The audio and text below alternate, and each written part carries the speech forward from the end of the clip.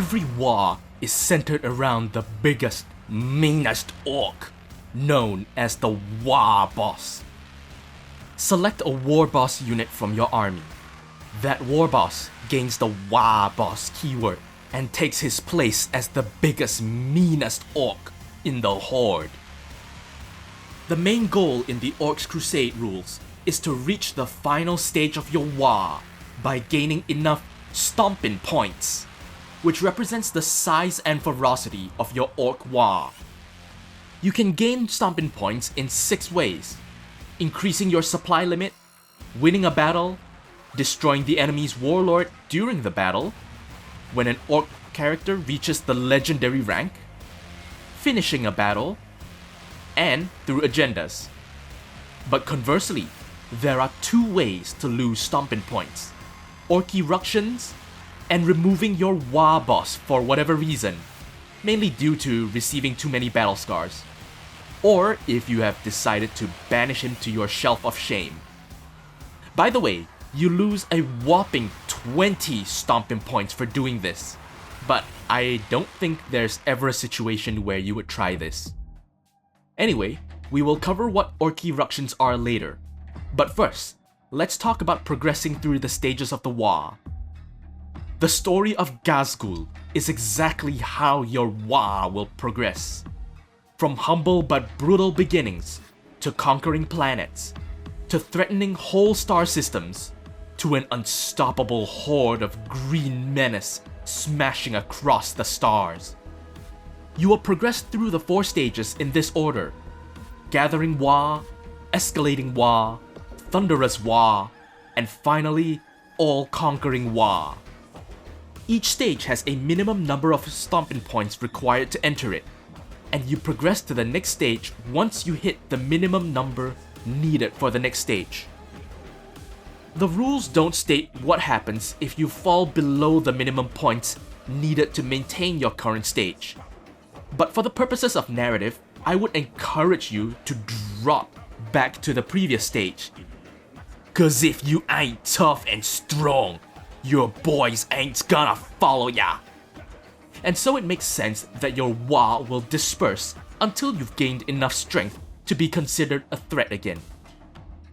Each stage of the WAAAGH has associated rewards and Orks in it. For example, in Stage 2, Escalating WAAAGH, you gain 1 stomping point after each game, and also get a custom job for one of your vehicles. But you will also begin to take Orks, with a -1 if you lost the battle. In Stage 3, this goes up to 2 stomping points, a custom job, and the bestest boss loot, while still taking Orks as usual. Basically, the bigger your WAAAGH is, the more stuff you get, but the more likely your boys are to cause trouble. Which is the perfect time to talk about Orks. The flavor text describes it perfectly. When a WAAAGH forms, 2 things are certain. It will cause immense destruction, and it will be fraught with infighting. Once you reach Stage 2, you must take an Orks test after every battle. Doesn't matter if you win or lose. This is just a leadership test on your WAAAGH boss, so roll 2d6 and subtract 1 or 2 depending on your WAAAGH stage, and pray you roll equal or under your WAAAGH boss's leadership to pass. If you fail this test, take note of your dice roll. You can choose to either take a minor ruction or lose 10 stomping points. But if you roll any doubles, you will be forced to take either a major ruction or lose 15 stomping points. If you take ructions from either table, roll a d6 to randomly determine what happens. Minor ructions are the most fun out of the 2 tables. One unit receives a debuff, while there is a potential for its rival to gain a buff. But the fun part comes not from the rules, but from the description of what happens. Reckless mechs start stripping away vehicles. Thieving Gits means an orc character doesn't want his stuff stolen. Rowdy youths show that generational friction is still a thing in Orky society. You should roll this in front of your opponent just to have a good laugh and tell silly stories about your WAAAGH. Major ructions, on the other hand, are all painful, but still no less fun. Last boss standing is my favorite, as a rival character steps up to challenge your WAAAGH boss to a duel. You roll a d6 for each of them, and the winner walks away with 3 XP, while the loser takes d3 battle scars. Thankfully, your WAAAGH boss doesn't die from this, but it's still fun to imagine their duel for dominance, and the shame one of them will face should they fail. And that's pretty much it for launching a WAAAGH. Pretty simple, just like the life of an orc. Just fight and has fun.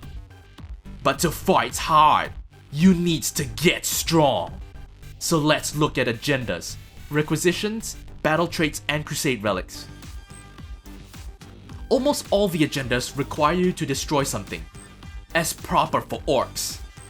Scrap'em sees your boy smack chunks out of vehicles for XP. Scrag the Killia's Gits designates the scariest enemy unit for destruction. Show 'em how it's done, has your warlord do it right and proper. While overwhelming aggression rewards you for asserting green dominance across the board. Each one of these agendas requires you to be aggressive. Cowards is not the way of the orcs, and you get nothing from holding back. So charge into the enemy and treat them to a proper fight. If you do well in these agendas, you may also get extra stomping points, which will sorely be needed to grow your WAAAGH. Requisitions, on the other hand, are exclusively locked to your WAAAGH boss, or mechs, which is a little disappointing, as the WAAAGH should factor in orc propensity for random gits salvaging random crap. But for the 4 that are here, they are thematically fitting, so this section is still a blast to enjoy. Doc's Orders helps a WAAAGH boss with a battle scar get better by fighting more. Violence is the solution to everything. Custom Job, we described earlier. Time for new gear is basically a way of changing your WAAAGH boss's datasheet to equip new gear, like switching him to the Mega Armored boss, or them going back to Monkey and becoming a Beast boss. This requisition is helpful for not losing any of your progress, but just changing your datasheet. Bestest Boss Loot is just another fancy way of getting a specialized Crusade Relics section. The requisitions here offer great rewards gameplay-wise, but as with everything in this codex, it is about the thematic fun that the rules bring. And this section is basically a day in the life of your WAAAGH boss. There are lots of battle traits available in this book, but they are locked to very specific keywords. There are tables for mounted, mob, which is basically your battle line, mech, and pain boys, plus custom jobs which can be given to vehicle units. This covers almost every kind of unit available to orcs, except knobs, ludas, and the more specialized units. And while this seems to be a disappointing omission, they will greatly benefit from Warzone-specific battle traits outside of this book. Whereas the traits found in this book are more meant to bring your other orc datasheets to parity. Sadly though, I'm not an orc player, but I've been crumped enough to have a general understanding of what would make these units scarier.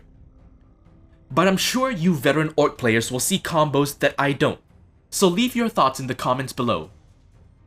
Anyway, your first table is for mounted units, your Squighog boys, warbikers, but more importantly, your mounted beast bosses. These units will definitely want Ride 'em Down for the extra speed, the +1 advance and charge making your charges more reliable.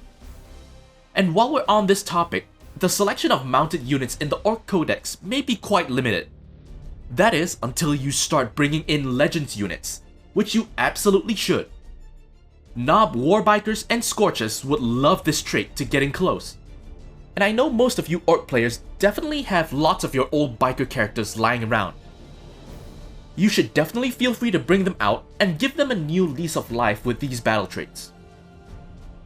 The next table is for mob units, which are just boys and beast snagger boys, This table is alright, but I want to call out two standout traits. Dead Choppy, which gives reroll 1s to melee attacks during the WAAAGH, and Opportunistic, which gives you a once per game +1 OC ability, which is perfect for your orcs to kill a huge enemy unit and consolidate onto their objective to steal it from them.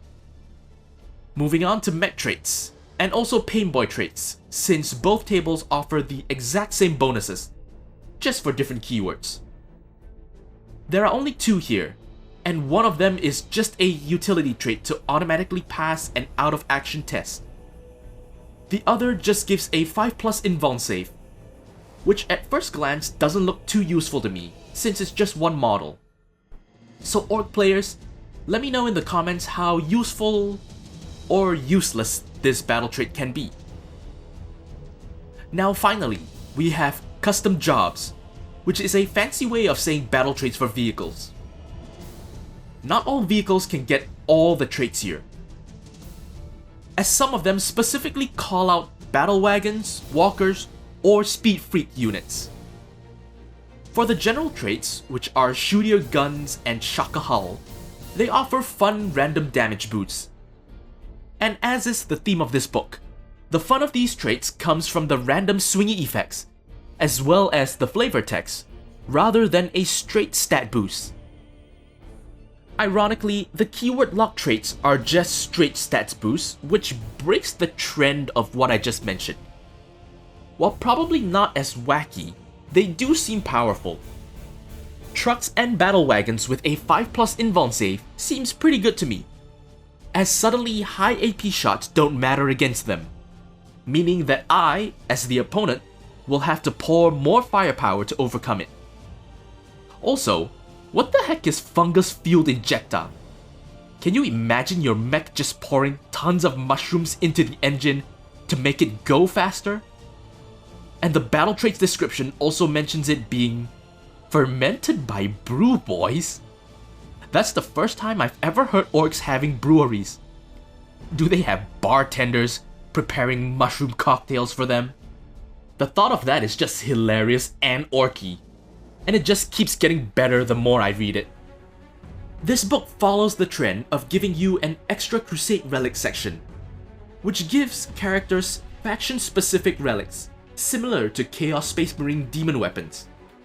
These are known as the Bestest Boss Loot, which are available exclusively to your WAAAGH boss. But let's take a quick look at your regular Crusade Relics first. Sadly, Artificer Relics is the only section that is available to all your characters. The others are locked behind unit keywords, with Antiquity Relics available to only mechs or weird boys, and the Legendary Relics only available to your WAAAGH boss, who already has so much available to him, but none for his underlings. Gone are the days of 9th edition Hero Hammer. And while I don't miss 50-point canonesses killing Catans in 4 swings, get killed, and then get back up again, it was exactly those upgrades that gave characters a lot of personality.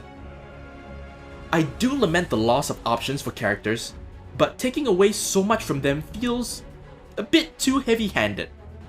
I don't really need anything overpowered, but at least something that makes them deadly, or just gives some kind of personality to them.